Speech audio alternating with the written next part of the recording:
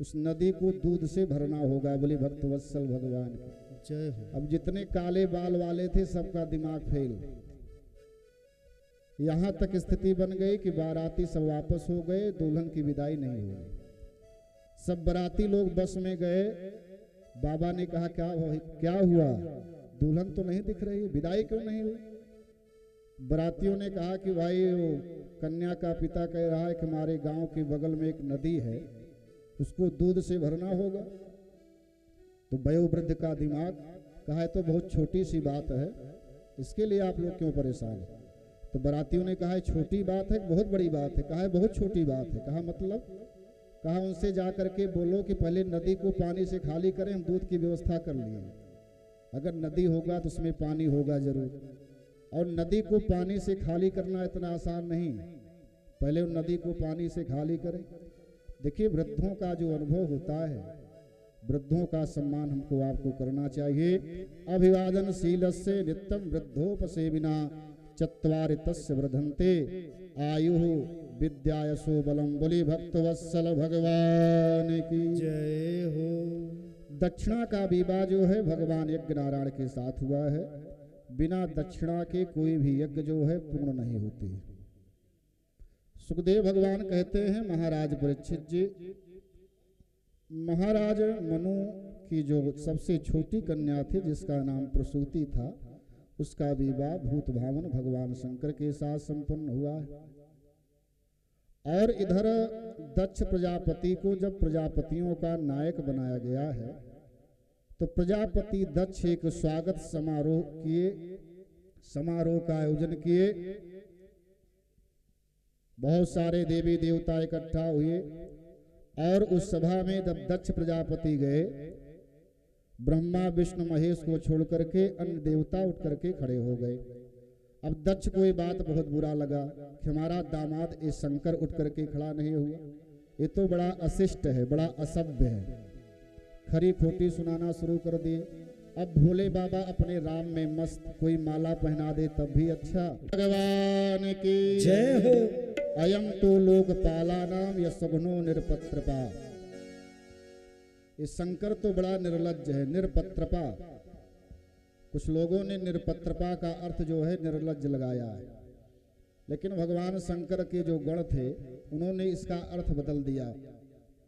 शब्दा नाम अनेक अर्था, एक शब्द के कई अर्थ होते हैं। इस प्रसंग में निरपत्रपा का एक अर्थ भी है जो निराश्रित लोगों को आश्रय प्रदान करे। एक बार की बात है, सर्प जो है भगवान शंकर की शरण में गए, कहा भोले बाबा कोई व्यक्ति हमको देखता है, हमारा मुख जो है कुचल करके बाटल में बंद करके जमीन के अंदर गाड़ देता है, हम बड़े निरीह लोग हैं। भोले बाबा ने कहा आप चिंता मत करो, हम आपको अपने गले में स्थान देते हैं। उस सर्प को उठा करके भगवान अपने गले में धारण कर लिए। भुजगेंद्र हारम, भुजंगों का भगवान शंकर ने हार बना लिया। बोले शंकर भगवान की जय हो। अयम तो लोकपाला नाम यशघ्नो निरपत्रपा।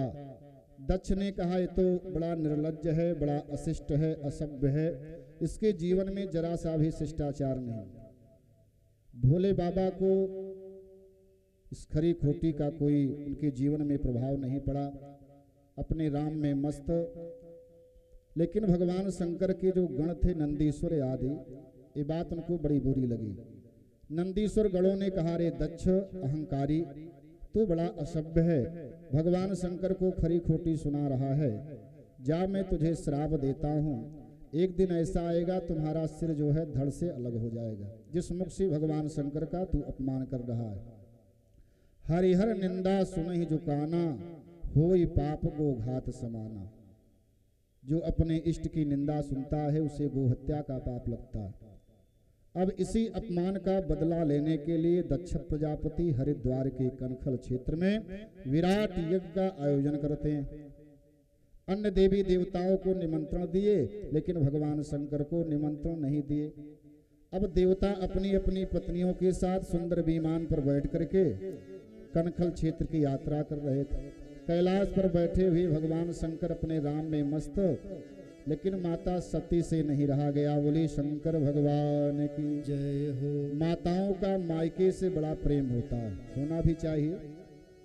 माता सती से रहा नहीं गया, भोले बाबा से निवेदन करती है, हे बाबा, आपके ससुर जी के यहाँ यज्ञ है, आप नहीं चलोगे क्या? प्रजापतेस्ते ससुरस्य सांप्रतम निर्यापितो यज्ञ महोत्सवा किल। भोले बाबा ने कहा, देवी निमंत्रण नहीं आया है, बिना निमंत्रण के कहीं नहीं जाना चाहिए। बड़ी ही शिक्षाप्रद है। भोले बाबा बार बार मना कर रहे हैं, लेकिन माता के समझ में नहीं आ रहा है। प्रायः लोग कहते हैं कि माता सती ने भी भगवान शंकर का कहना नहीं माना था, तो हम लोग क्यों माने? देखिए, कभी कभी माता पिता उल्टे मार्ग पर चलते हैं अपने बच्चों को सन्मार्ग दिखाने के लिए। छोटा बालक जब 1-1.5 साल का होता है तो उसका पिता उसका दोनों हाथ पकड़ता है, स्वयं तो उल्टा चलता है बालक को सीधा चलाने के लिए। तो मानो सती मैया ने अपने पति के कथनों का तिरस्कार करके संसार की प्रत्येक माताओं को एक लोक शिक्षा दिया है। हे बहनों, जैसे हमने गलती किया है उस तरह से गलती आप जीवन में कभी मत कीजिएगा।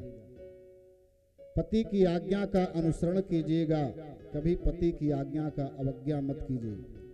माता सती को भोले बाबा समझा रहे हैं, बहुत समझाने का प्रयास किया लेकिन समझ में नहीं आया। तब भोले बाबा कहे पड़े कि वही है सोई जो राम रचि राखा, करी तरक बढ़ा वही शाखा। लगता है परमात्मा कुछ लीला करना चाहता है।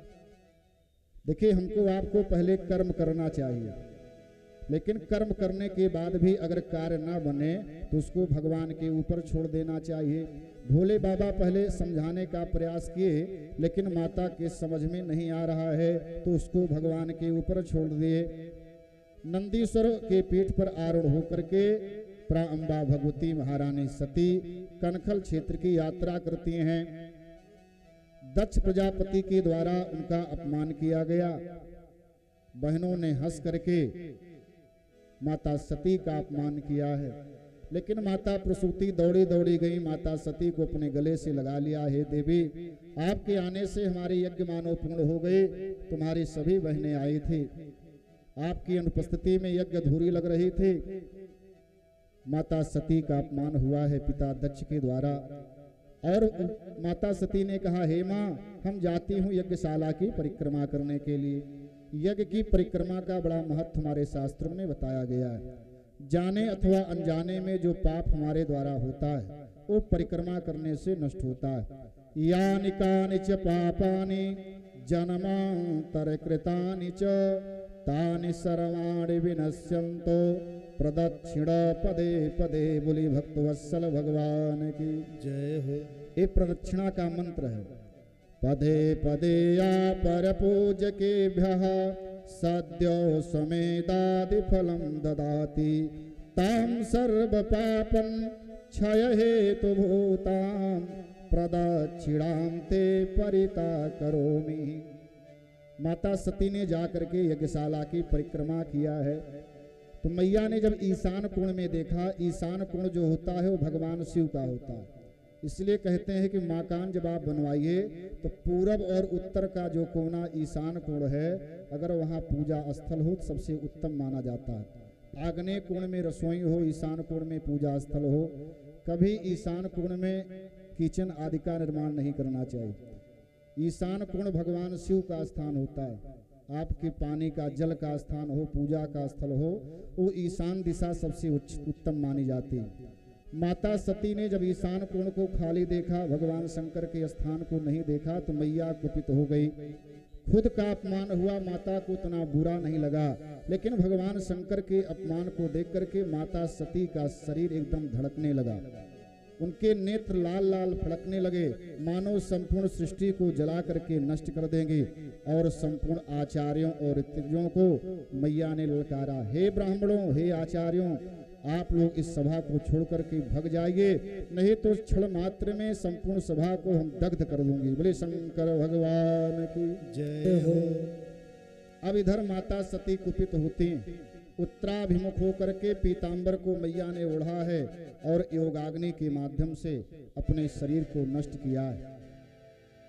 मृत्यु के अपने शरीर का परित्याग करते समय माता सती ने भगवान विष्णु से वरदान मांगा है, जब भी हमको दूसरा जन्म हो हमारा भगवान शंकर ही हमको पति के रूप में प्राप्त हो। सती मरत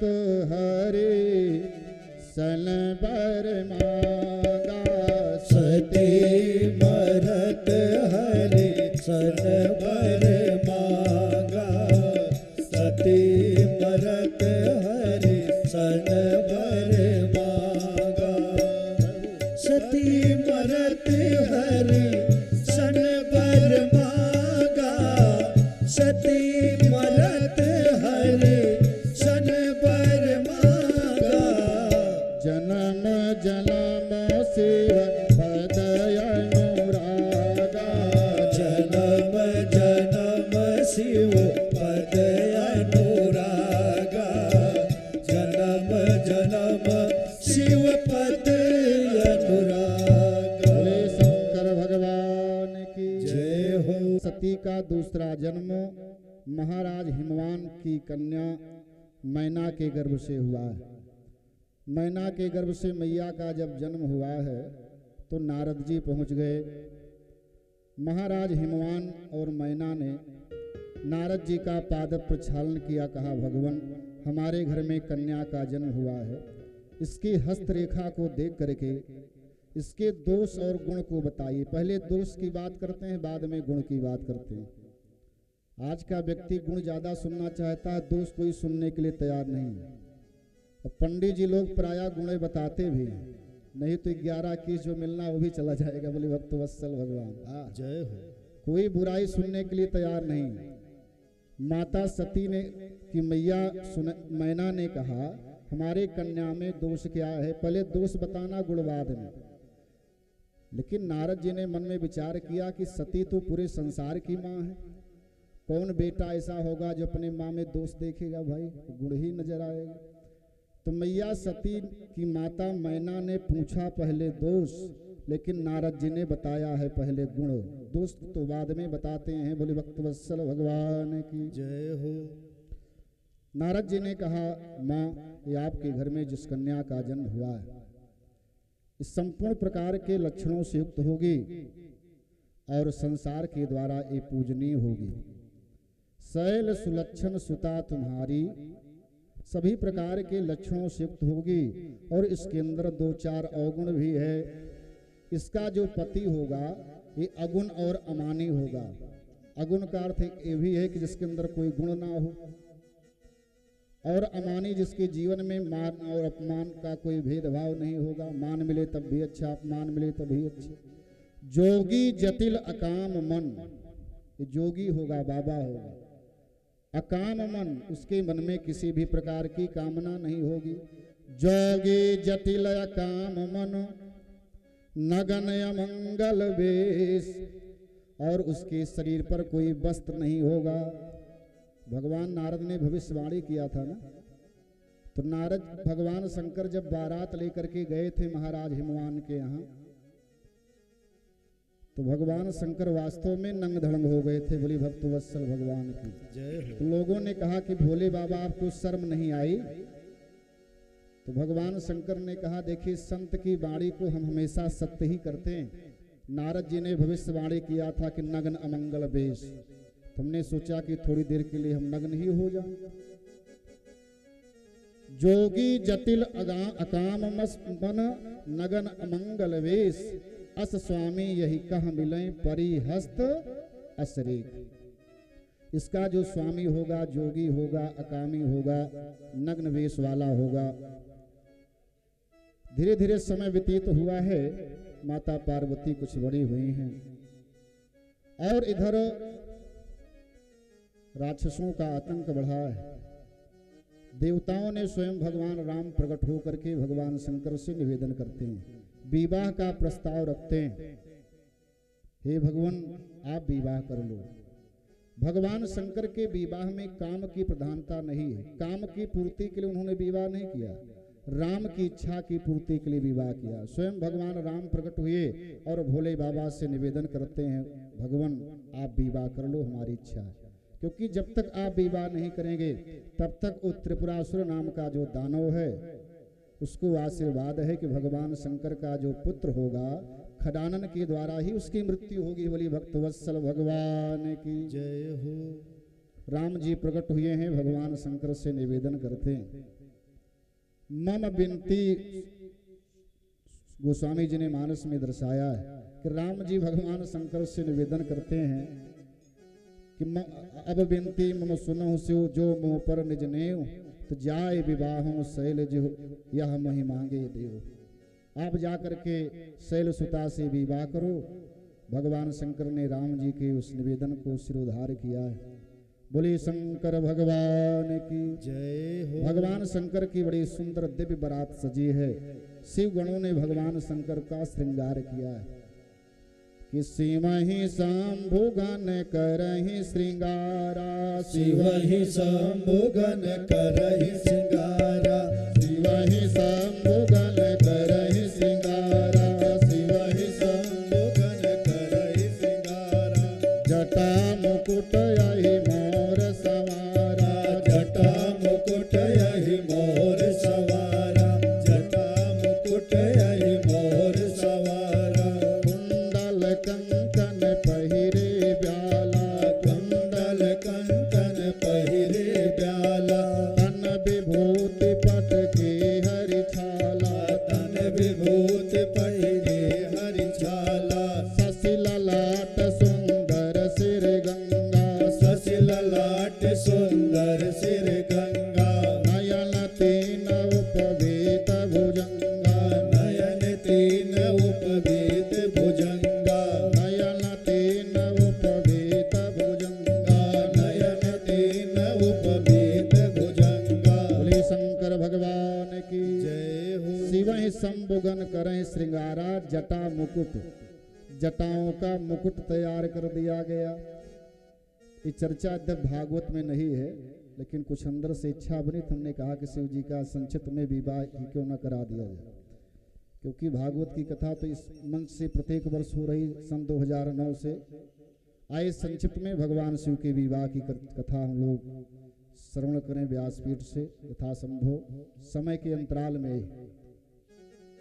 सुखदेव भगवान कहते, राजन भगवान शंकर के गणों ने भोले बाबा का दिव्य श्रृंगार किया है, जटाओं का मुकुट बनाया है और एक बहुत बड़ा सर्प ले आए शिवगण, उसी सर्प का मौरी बना दिए। भगवान शंकर का जो भी श्रृंगार किया जा रहा है उसमें एक भी वस्तु आर्टिफिशियल नहीं, वो सब नेचुरल है। भगवान शंकर के गणों ने नागों के माध्यम से भगवान शंकर का श्रृंगार किया।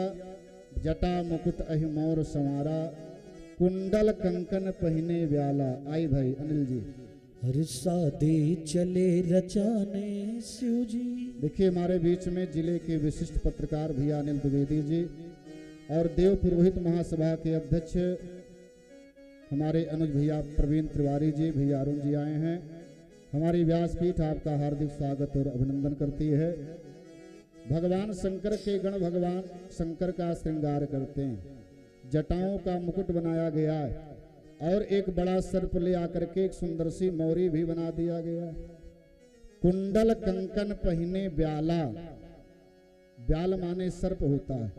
जो सर्प कुछ छोटी क्वालिटी के थे उनका छोटा छोटा ऐसे बिच्छू की तरह से बना करके कानों में पहना दिया गया है। कुंडल कंकन पहिने ब्याला तन विभूति। देखिए दूल्हा जब सजाया जाता है ना सिंह साहब, तो उसके शरीर में कुछ सुगंधित पदार्थ भी लगाया जाता, इत्र आदि। तो भगवान शंकर के गणों ने भगवान शंकर के शरीर में शमशान की राख लगाते हैं। कंकन किंकिन पहिने ब्याला तन विभूति पट के हरि छाला शशि ललाट। भगवान शंकर के ललाट पर चंद्रमा को धारण कराया है। शश ललाट सुंदर सिर गंगा, और भगवान शंकर अपने सिर पर स्वयं गंगा जी को विराजमान करते हैं। गंगा जो है एक ज्ञान का प्रतीक है। प्रायः लोग शादी समारोह में जाते हैं तो ज्ञान को ताक पर रख करके जाते हैं, जो नहीं करना चाहिए वो भी शादी समारोह में कर देते हैं। और लोग कहते हैं देखिए विवाह तो बार बार होना नहीं, वहां पर भी मर्यादा की आवश्यकता होती है। विवाह जैसे समारोह में भगवान शंकर ज्ञान और मर्यादा का ध्यान रखते हैं, हमको आपको भी रखना चाहिए। ज्ञान का प्रतीक जो गंगा जी हैं उसको भगवान शंकर अपने सिर पर धारण करके जाते हैं। कुंडल कंकन पहने ब्याला, तन विभूति पट केहरि छाला। और मृग की छाल को भगवान शंकर अपने शरीर पर धारण किए। एक बड़े से सर्प का बेल्ट भी बना ली। नंदीश्वर पर सवार हुई बैल की सवारी करते। अब आप लोग कहेंगे कि स्कॉर्पियो सफारी से क्यों नहीं गए? अगर वो चाहते तो सब कुछ उनके लिए संभव था। बैल की सवारी भोले बाबा ने क्यों किया है? गरुड़ पुराण में श्लोक आता है, वृषो ही भगवान धर्मा। ये वृषभ जो है ये धर्म का प्रतीक है। धार्यते इत धर्मा, जो धारण करने योग्य है वही धर्म है। एक कथा जो है इस बात का संकेत कर रही है कि विवाह जैसे समारोह में भी भगवान शंकर अपने धर्म को धारण करके जा रहे हैं, धर्म का तिरस्कार नहीं किए।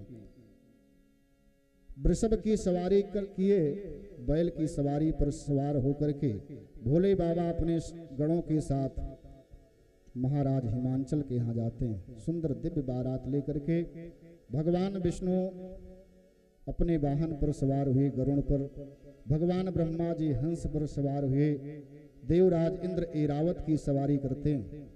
बोलिए भक्त वत्सल भगवान की जय हो। सुंदर दिव्य बारात आगे बढ़ी है और महाराज हिमांचल सुंदर व्यवस्था करते हैं बारातियों के स्वागत में। और इसी बीच एक बालक दौड़ा दौड़ा गया, भगवान विष्णु को देखा कि भाई बारात तो एकदम द्वार के समीप आ गई। भगवान विष्णु के सौंदर्य को देखा तो भाव विभोर हो गया कि लगता है कि दूल्हा यही है। तो भगवान विष्णु ने कहा कि हम दूल्हा सरकार नहीं, हम दूल्हा के पिताजी हैं। बोले भक्तवत्सल भगवान जय हो। तो गणों ने कहा कि भाई जब पिता इतना सुंदर है तो बेटा कितना सुंदर होगा। आत्मा वे जायते पुत्र, पुत्र जो होता है वो पिता की आत्मा स्वरूप होता है। देवराज इंद्र को देखा तो एकदम हैंडसम है, क्या बात है, ऐरावत पर सवार दिव्य स्वरूप।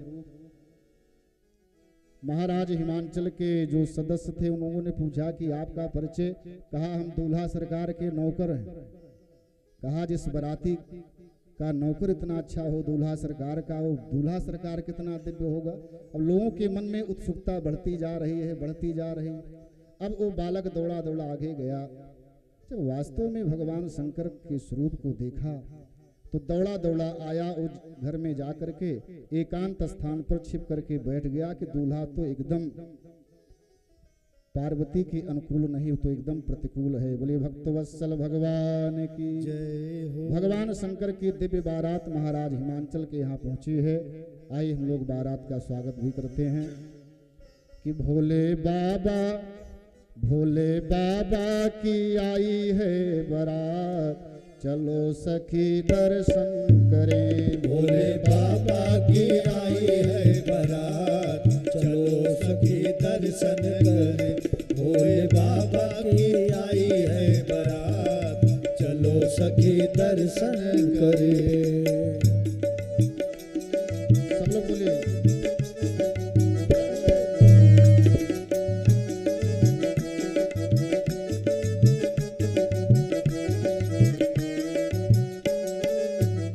भोले बाबा की आई है बारात, चलो सखी दर्शन करें। भोले बाबा की आई है बारात, चलो सखी दर्शन करें।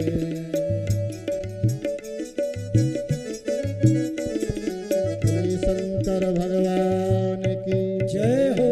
अब दूल्हा बने भोले बाबा जब द्वार पर पहुंचे, तुम्हारे यहाँ सबसे पहला जो क्रम होता है वो परछन का होता है। माता के द्वारा दूल्हा सरकार का परछन किया जाता है। तो मैया मैना ने सोचा कि दूल्हा सरकार के जो मस्तक में सर्प इत्यादि है ये सब आर्टिफिशियल है, नेचुरल नहीं है। तो एकदम समीप तक आरती की थाली ले जा रहे थे। वो दीपक की लौ जब सर्प देवता को लगी ना, तो सर्प देवता ने जैसे फुफकारा तो मैना ने आरती की थाली को भोले बाबा के ऊपर पटक करके भागी। नारद जी ने कहा कि ससुराल में इतना बड़ा अपमान। भोले बाबा ने कहा कि नारद जी ये अपमान नहीं है, कहीं कहीं का रिवाज होता है कि जब दूल्हा सरकार आवे तो उसको थाली फेंक करके उसके ऊपर भागा जाता है। इतनी बड़ी घटना को भोले बाबा ने इतने हल्के में ले लिए, क्योंकि उनके जीवन में मान और अपमान में कोई अंतर नहीं। दुनिया वालों को उन्होंने एक संकेत दिया है, शिक्षा दिया है, बहुत अपमान और अपमान के चक्कर में नहीं पड़ना चाहिए। अभी आप कहीं जाइए, आप सोचिए कि हमारा बड़ा सम्मान होगा, मान लीजिए आपकी उपेक्षा हो गई तो अंतर मन में आपको ग्लानि होगी। तो भोले बाबा ने एक लोक शिक्षा दिया है।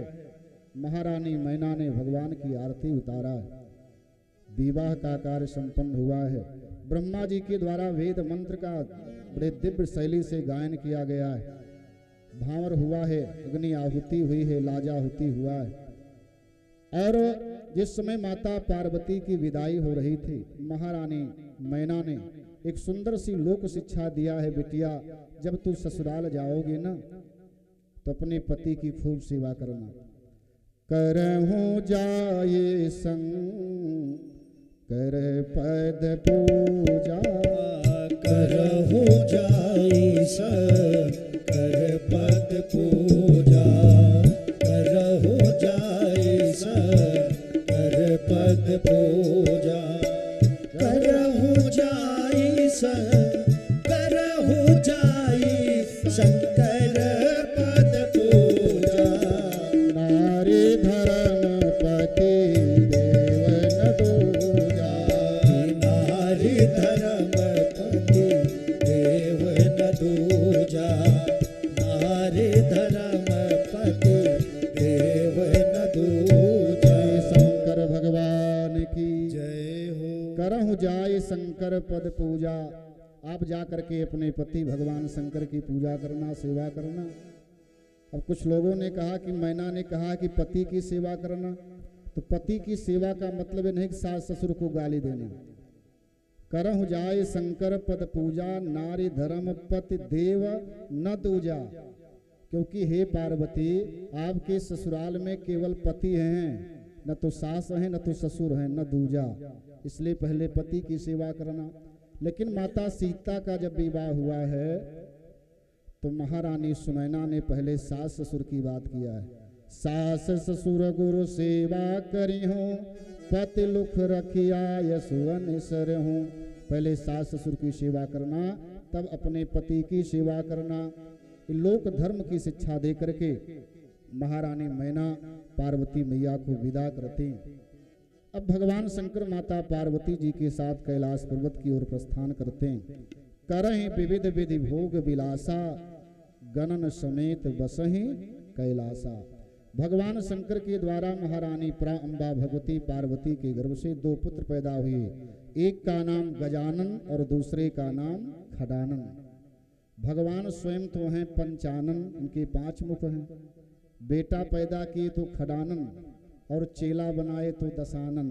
बोले भक्त वत्सल भगवान की जय हो। गुरु वही श्रेष्ठ बताया जाता है जो शिष्य को अपने से आगे निकाल दे।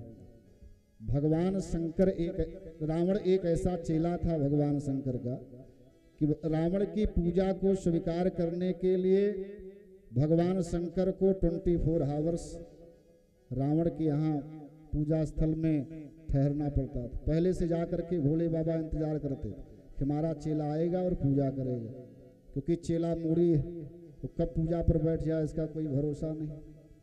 तो स्वयं तुम्हें भगवान शंकर पंचानन, पुत्र पैदा किए तो खडानन और चेला बनाए तो दशानन। भोली भक्त वत्सल भगवान जय हो। श्रीमद् भागवत महापुराण में परीक्षित जी सुखदेव जी से पूछते हैं, देवासुर मनुष्येषु ए भजंत शिवम शिवम, प्रायस्तो धनिनो भोजा न तो लक्ष्म्यापतिम हरिम।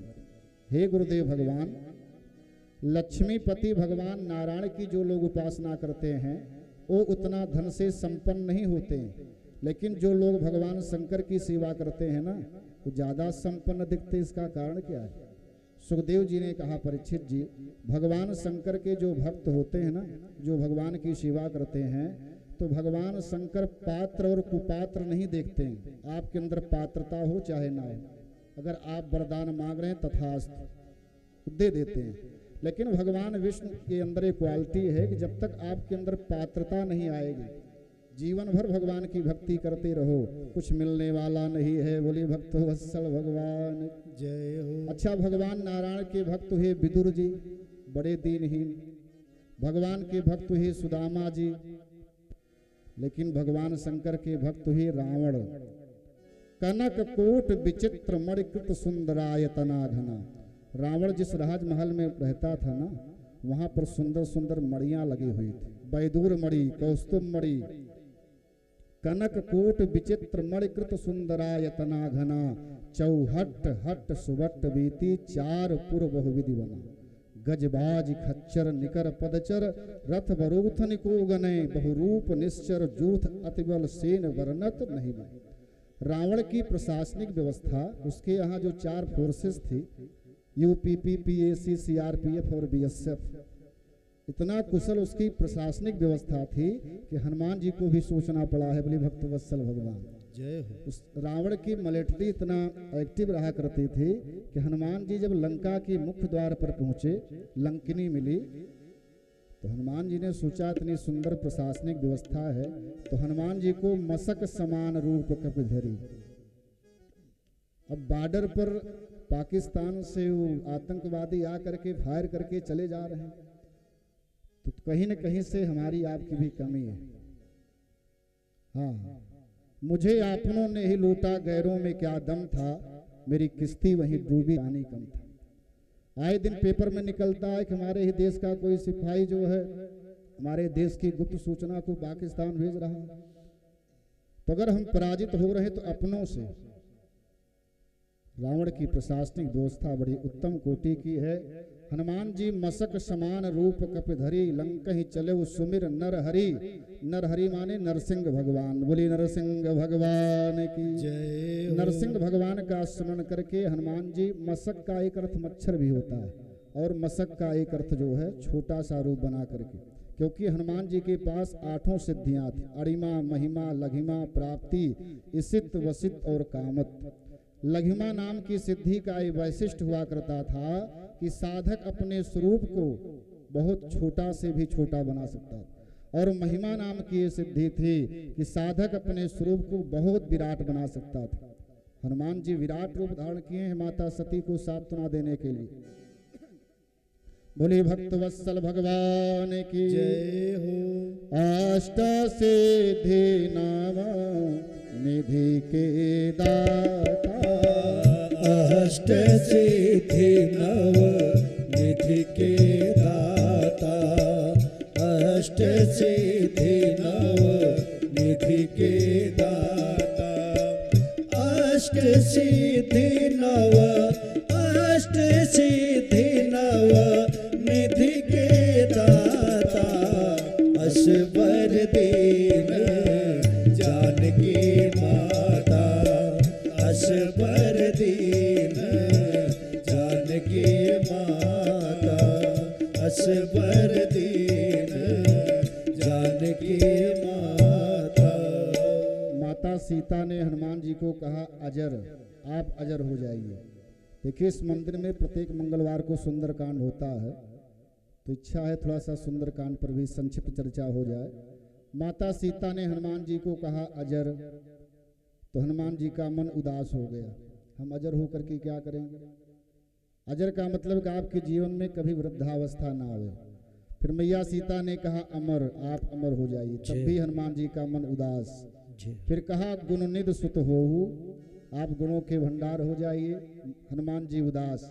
जब मैया सीता ने लास्ट में कहा कि करहूं बहुत रघु नायक छो, करहूं बहुत रघु नायक छो, करहूं बहुत रघु नायक छो।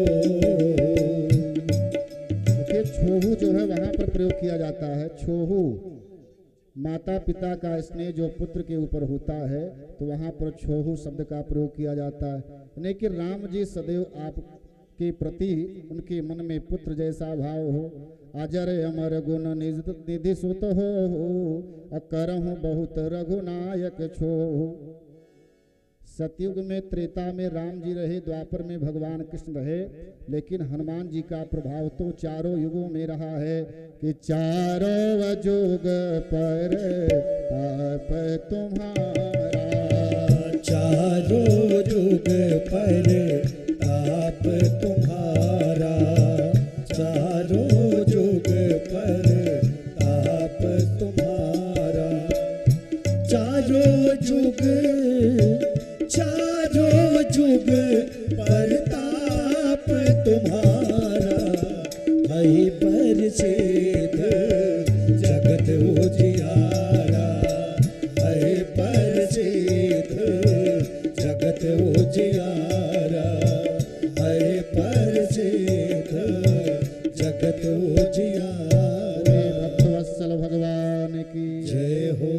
जी को प्राप्त करने का जो रसायन है, रसायन माने औषधि।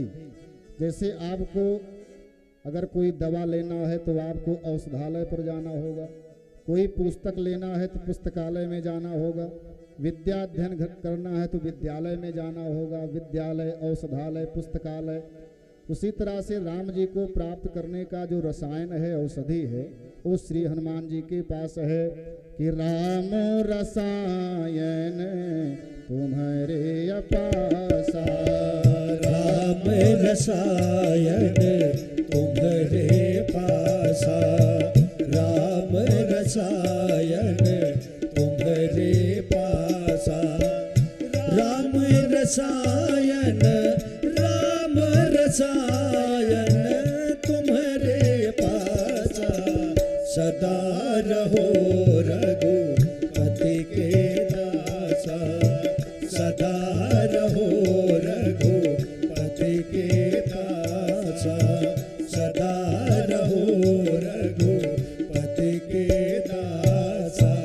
और एक चौपाई पर आप विचार कीजिए, हनुमान जी और राम जी में कंपेयर कीजिए थोड़ी देर के लिए, भक्त और भगवान में तुलना कीजिए। राम जी के लिए चौपाई आती है मंगल भवन और हनुमान जी के लिए मंगल मूर्ति। अच्छा, भवन ज़्यादा महत्वपूर्ण होता है कि मूर्ति? मूर्ति कितनी भी छोटी क्यों ना हो, कोई पथिक जाएगा तो प्रणाम करेगा, भैया अनिल जी। लेकिन भवन चाहे अरबों रुपया लगा दीजिए, सुंदर संगमरमर का पत्थर लगवा दीजिए, कोई प्रणाम करेगा? तो राम जी हमारे क्या हैं?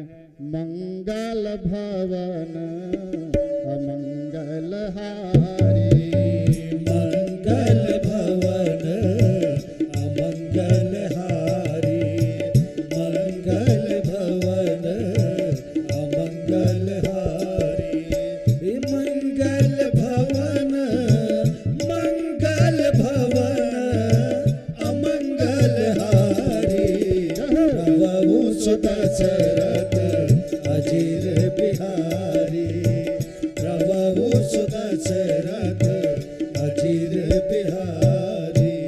मंगल भवन, राम जी मंगल के भवन हैं, अमंगल का हरण करते हैं। राम जी की उपासना हम आप करेंगे, आपके अमंगल का हरण होगा। अच्छा ये बताइए, सीता जी का हरण हुआ तो सीता जी राम जी को दोबारा मिल गई, तो आपकी समस्या का हरण होगा, लेकिन वो समस्या दोबारा आपके पास आ सकती है। वृंदावन बिहारी लाल की जय हो। लेकिन हनुमान जी क्या हैं? मंगल मूर्ति मारुति नंदन, मंगल मूर्ति मारुति नंदन, मंगल मूर्ति मारुति नंदन, मंगल मूर्ति, मंगल मूर्ति मारुति नंदन, सकल अमंगल मूल निकंदन, सकल अमंगल मूल निकंदन। अब अर्थ आप लोग निकालिए। हनुमान जी राम मंगल की मूर्ति हैं। मंगल मूर्ति मारुति नंदन, सकल अमंगल मूल निकंदन। संपूर्ण जीव के अमंगल को मूल माने जड़ से, निकंदन माने उखाड़ करके फेंक देते हैं, फिर दोबारा आपके जीवन में अमंगल की स्थिति। बोलिए हनुमान जी महाराज की जय हो। एक सज्जन गए थे मेला देखने के लिए, तो पत्नी गायब हो गई। राम जी के मंदिर में गए, राम जी के पुजारी जी ने कहा कि हमारे राम जी को आकर के लड्डू चढ़ा दीजिए। अब लड्डू खरीदने जा रहे थे, हनुमान जी के पुजारी मिले। पागल हो गए हो क्या? अगर राम जी में इतनी पावरफुल हो, राम जी इतने पावरफुल होते तो पहले अपनी पत्नी को ढूंढ लेते। जो अपनी पत्नी को नहीं ढूंढ पाया तो आपकी पत्नी को कैसे ढूंढे? जो डॉक्टर खुद अपना इलाज नहीं कर पा रहा, खुद तो रोगी है। वैद्य रोगी ज्वान जोगी सूर पीठी घाव रे, और कीमिया घर भीख मांगे इन्हें ना पतियाव रे। कोई डॉक्टर खुद रोगी हो और वो कहे कि हम आपकी बीमारी को ठीक कर देंगे, तो ऐसे डॉक्टर पर विश्वास नहीं करना चाहिए। और जवानी का जोग, कोई युवावस्था में योगी हो जाए तो उसके ऊपर विश्वास नहीं करना चाहिए। ज्ञान जोगी वैद्य रोगी, सूर पीठी घावरे, और कीमिया घर भीख मांगे इन्हें ना पतियाओ रे। कोई धन से संपन्न व्यक्ति जो है भिक्षा याचन करे तो वैसे संपन्न व्यक्ति को भिक्षा नहीं देनी चाहिए, ये शास्त्र कहता है। बोलिए भक्त वत्सल भगवान की जय हो। मंगल मूर्ति मारुति नंदन सकल अमंगल मूल निकंदन। हनुमान जी संपूर्ण अमंगल को जड़ से उखाड़ करके फेंक देते हैं। आज मंगलवार है, मंदिर पर क्योंकि प्रत्येक मंगल को सुंदरकांड होता है, तो आप सभी भक्तों से हम गुजारिश करेंगे, अगर वास्तव में पूजा ही करना है तो और देवता। अच्छा, हमारे यहाँ सनातन हिंदू धर्म में हर वर्ष नए नए देवी देवता प्रकट होते हैं। हाँ, पता नहीं कितने देवता हो गए हैं कि भक्तों की कमी हो गई। और देवता चेतन धरई, और देवता चेतन धरई, और देवता चेतन धरई, और देवता चेतन धरई। हनुमत से सर्व सुख करई, हनुमत से सर्व सुख करई, हनुमत से सर्व सुख करई। बोले अनंत बलवंत संत श्री हनुमान जी महाराज की जय हो। हिला दे जो जहाजों को उसे तूफान कहते हैं, हिला दे जो जहाजों को उसे तूफान कहते हैं, और टक्कर ले जो तूफानों से उसे हनुमान। जो अपने मान का हनन कर दे उसी का नाम हनुमान है। एक दिन हमने आपसे एक शेर कहा था, वो तैरते तैरते भी डूब गए, वो तैरते तैरते भी डूब गए, जिन्हें खुद पर गुमान था, वो डूबते डूबते भी तर गए, जिस पर तू मेहरबान था। वो डूबते डूबते भी तर गए, जिस पर तू मेहरबान था। ऐसे श्री हनुमान जी महाराज, क्योंकि कथा का समय समापन की ओर है। कल की कथा में, आज की कथा में चतुर्थ स्कंद का विराम हुआ है।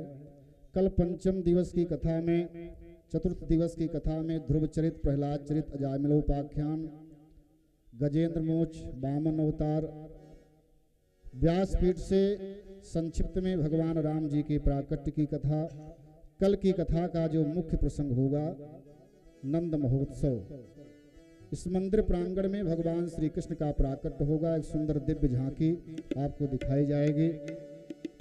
नंद के आनंद भयो जय कन्हैया लाल की, हाथी दीन हो घोड़ा दीन हो और दीन हो पाल की, बालकन को लड्डू पेड़ा बुढ़वन को लापसी, नंद के आनंद भयो जय कन्हैया। सभी भक्तों से निवेदन है अधिक से अधिक संख्या में पहुंच करके नंद महोत्सव में सम्मिलित होकर के पुण्य की भागीदार बने। इसी बात को लेकर के हम वाणी को विराम करेंगे। आरती के क्रम में हमारे बीच में देव पुरोहित महासभा के अध्यक्ष श्रद्धेय पंडित प्रवीण त्रिपाठी जी, भैया अनिल द्विवेदी जी, हमारे परम मित्र भैया अरविंद द्विवेदी जी, राजेंद्र सिंह जी, आप सभी, दिनेश कसौधन जी, और महिला मंडल से। अच्छा, माताओं को थोड़ा सा डर भी लगता है हमको, अगर किसी का नाम ले तो कुछ माताओं को हो सकता है बुरा भी लगता हो कि हमारा नाम नहीं लिया। तो संपूर्ण महिला मंडल और विशेष रूप से जो माताएं मंगलवार को आती हैं सुंदर कांड में, इस मंदिर की शोभा को बढ़ाती हैं। चाहे हमारा दुर्भाग्य कहिए, चाहे इस मंदिर का, मोहल्ले में बहुत लोग हैं लेकिन यहाँ लोगों का आना जाना बहुत कम रहता है। तो आप लोग भी इस मंदिर से जुड़िए। कोई एक दिन निश्चित कीजिए कि सब लोग मंदिर में इकट्ठा हुआ जाए, कुछ सत्संग हो, संकीर्तन हो। मंगलवार को सब लोग मिलकर के सैकड़ों की संख्या में भी सुंदरकांड हो सकता है। ऐसी कुछ व्यवस्था बने, इससे मंदिर की शोभा बढ़े। जब अपने धर्म की रक्षा होगी तो हमारी आपकी रक्षा होगी। धर्मो रक्षत रक्षिता।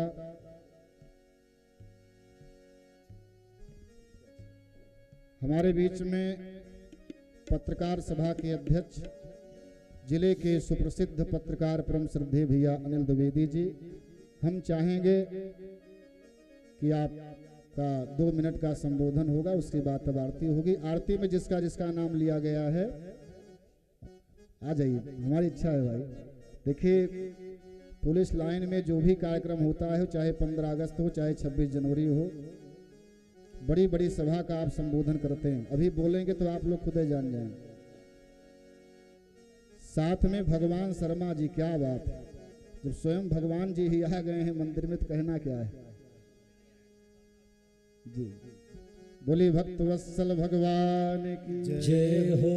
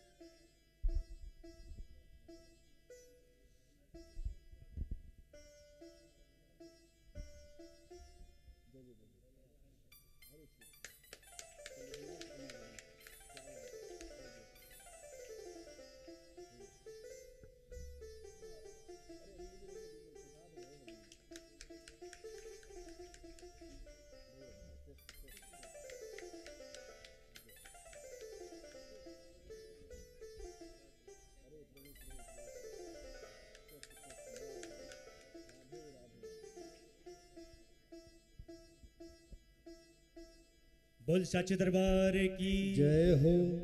हम सब लोग आज आपके प्रति प्रणाम का भाव लेके आए हैं और इस मंदिर के प्रति प्रणाम का भाव लेके आए हैं। पूरा देव पुरोहित महासभा आपके चरणों में नतमस्तक है, तो इसलिए ना क्योंकि आप हम सबके शिरोमणि हैं। तो अगर ऐसे व्यक्ति को हम लोग यहाँ कुछ बोलने की हिम्मत नहीं है आपके सामने, बस इतना ही कहूँगा कि आपने एक छोटी सी बात कही ना, इस मंदिर के अगल बगल के लोग कम आते हैं। ये आपके आगे नहीं, हर जगह की परंपरा है। मैं शिव मंदिर कुड़वा नाके की व्यवस्था देखता हूँ तो वहाँ अगल बगल के लोग कम आते हैं, पूरे जिले के लोग आते हैं। तो ये देव पुरोहित महासभा ने प्रारंभ किया है इस व्यवस्था को कि जनपद के जो देवत्व तुल्य देव हमारे गुरुजन हैं उनको एकत्र करके देव पुरोहित महासभा का गठन हुआ है। 2 फरवरी को उसका पहला वार्षिकोत्सव भी है। तो उसमें व्यवस्थाएं यही हैं कि हम मंदिर की व्यवस्था कर सकें, आप सबको जोड़ सकें, आपके पास तक पहुँच सकें और ऐसे देवतुल्य हमारे जो गुरुजन हैं उनके प्रति नमन का भाव रख सकें। तो एक आप सबसे आग्रह करूंगा छोटे सा सिर्फ कि देव पुरोहित महासभा जिस तरह से एक संकल्पित है कि नगर के 51 गुरुओं का समुच्चय बना करके हम लोगों ने देव पुरोहित महासभा का गठन किया है।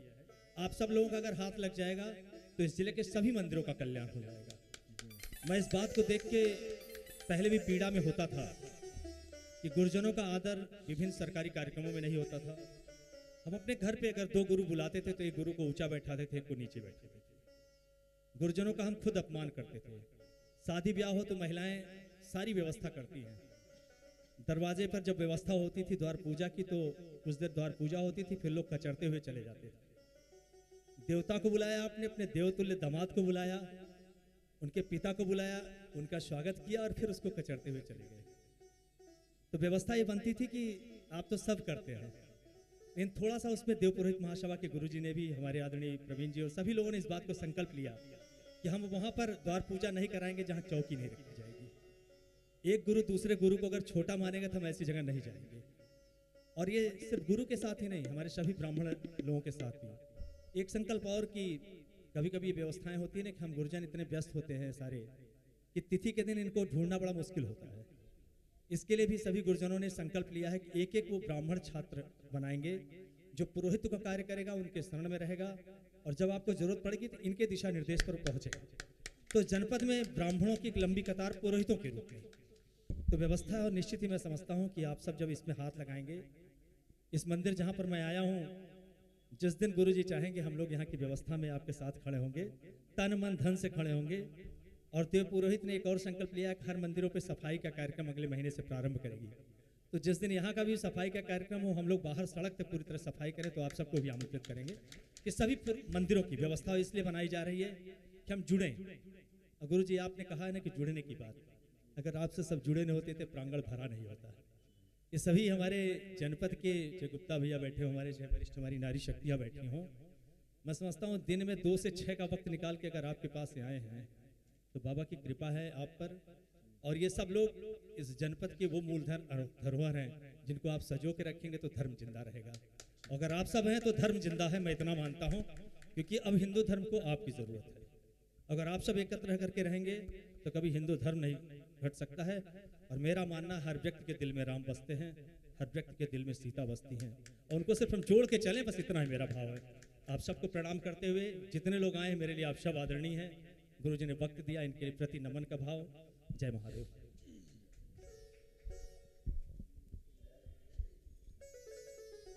हरिओम। बोले भागवत भगवान की जय हो। वृंदावन कृष्णचंद्र भगवान की जय हो। जिसका जिसका नाम लिया गया है सब लोग आगे आ जाए। भागवत भगवान की मंगलमय आरती होगी। आरती और प्रसाद लेकर के ही सब लोग जाएंगे। खड़े हो जाइए सब। जी।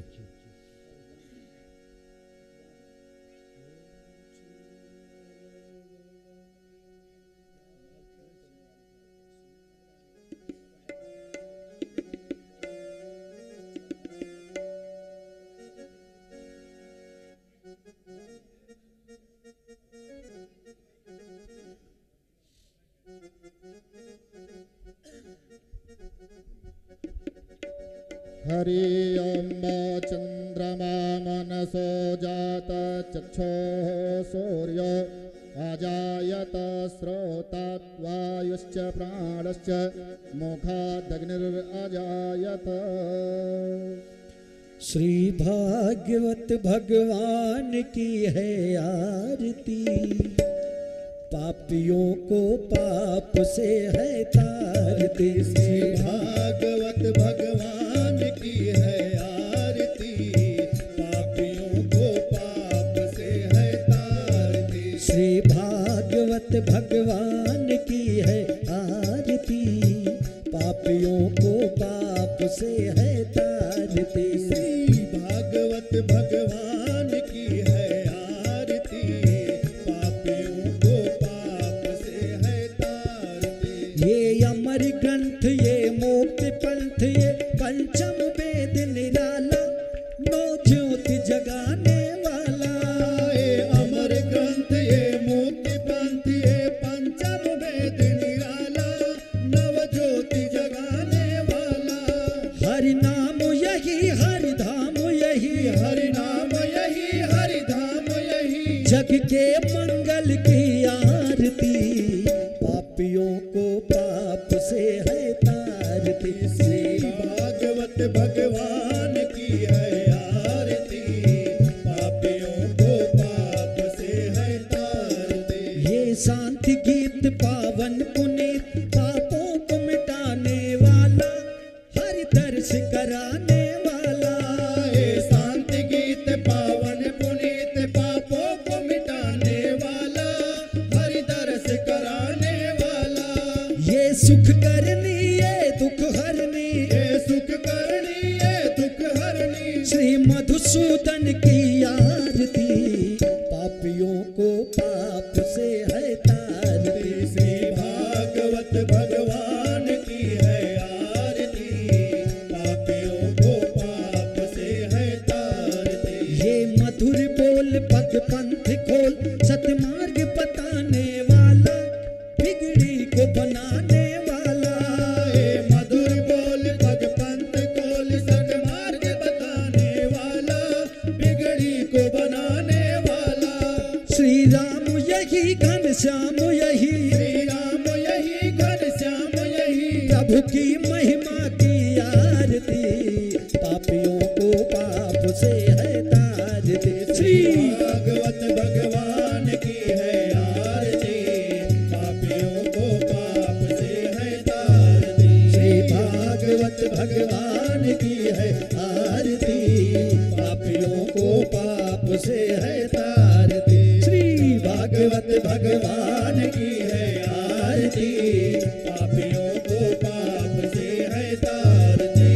कर्पूर गौरम करुणावतारम, संसार सारम भुजगेन्द्रहारम, सदा वसंतम हृदयारविंदे, भवं भवानी सहितं नमामि। त्वमेव माता च पिता त्वमेव, त्वमेव बन्धुश्च सखा त्वमेव, त्वमेव माता च पिता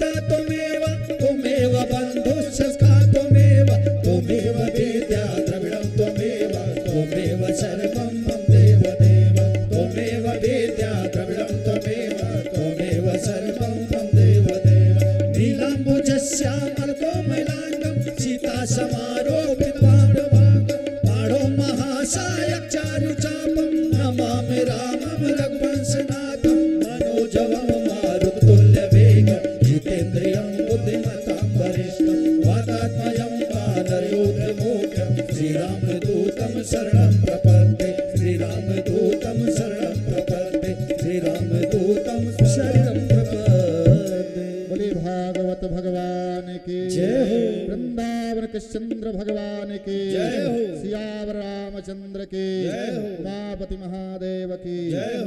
प्रदक्षिणा घूम जाइए सब लोग। यानि कानि च पापानि जन्मान्तरकृतानि च तानि सर्वाणि विनश्यन्त प्रदक्षिणा पदे पदे जलेन शीतलीकरणम् आरार्तिक्य ग्रहणम्। सब लोग हाथ जोड़ करके पुष्पांजलि करेंगे।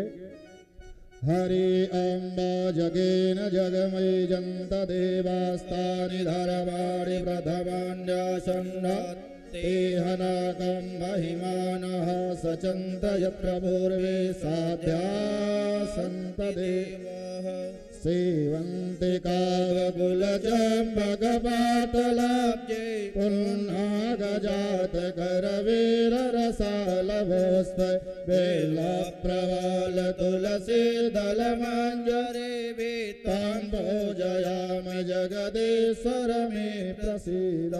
ना कुछ किया न कर सके ना कुछ करने योग्य जो कुछ किया सो आपने प्रभु आप ही करने योग्य। दोनों हाथ को जोड़ के धरो चरण में से हम प्रभु का जो जानता नहीं प्रभु तुम जानो जगदीश।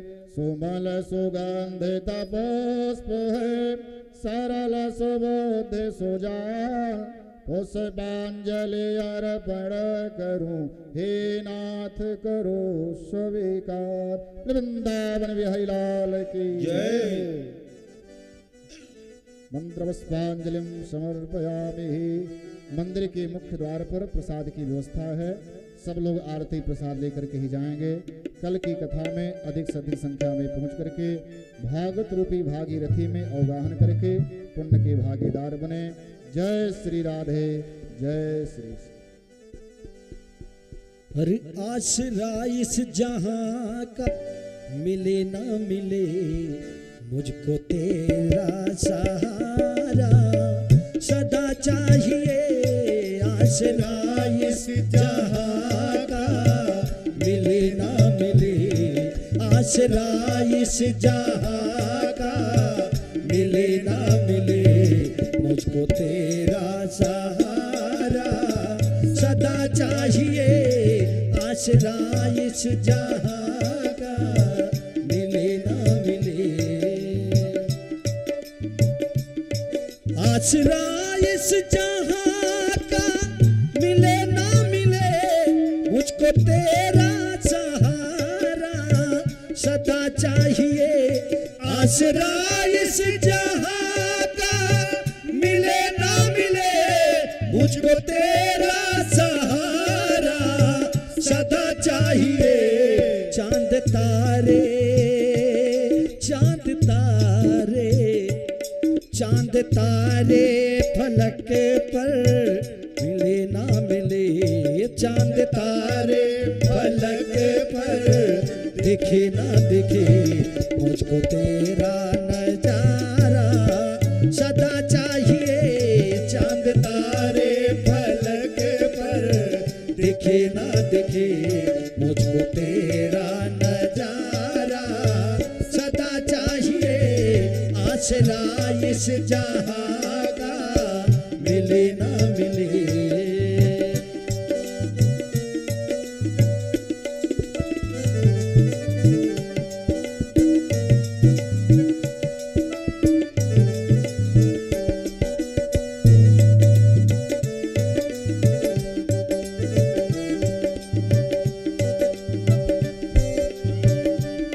जहाँ खुशियाँ हैं कम और ज्यादा है गम जहाँ देखो वहाँ है भरम ही भरम।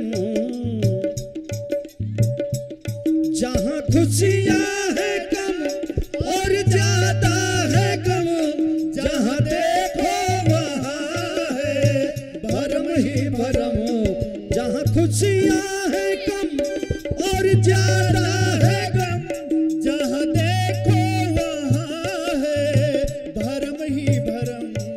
मेरी महफिल के सम्मा जले ना जले, मेरी महफिल की सम्मा जले ना जले, मेरी महफिल की सम्मा जले ना जले, मेरे दिल में उजाला तेरा चाहिए, मेरे महफिल के सम्मा जले ना जले, मेरे दिल में उजाला तेरा चाहिए, आसरा इस जहां का मिले ना मिले।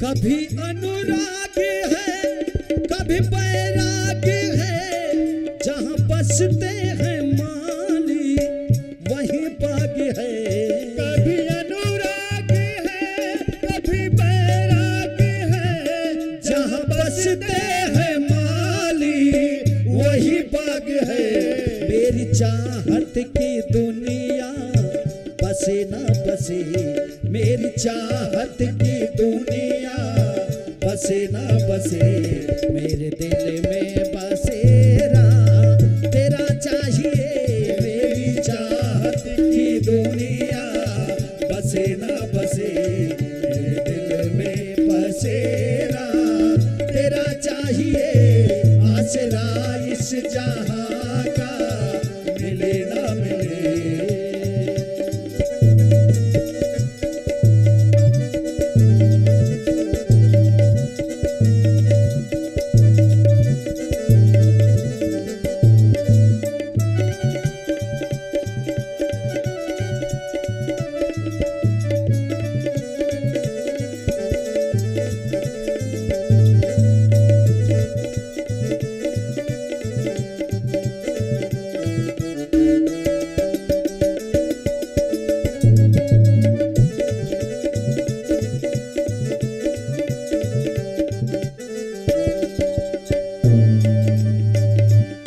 मेरी छोटी सी नाव, मेरी छोटी सी नाव और सागर बिसार, हर लम्हा मुसीबत है आकर संभाल, मेरी छोटी ये नाव और सागर बिसार, हर लम्हा मुसीबत है आकर संभाल, और मेरी नजरों को, मेरी नजरों को रास्ता मिले ना मिले, मेरी नजरों को रास्ता मिले ना मिले, मेरे दिल में इशारा तेरा चाहिए, मेरी नजरों को रास्ता मिले ना मिले, मेरे दिल को इशारा तेरा चाहिए, आसरा इस जहां का मिले ना मिले, आसरा इस जहां का मिले ना मिले, मुझको तेरा सहारा सदा चाहिए, आसरा इस जहां का मिले ना मिले, आसरा इस जहां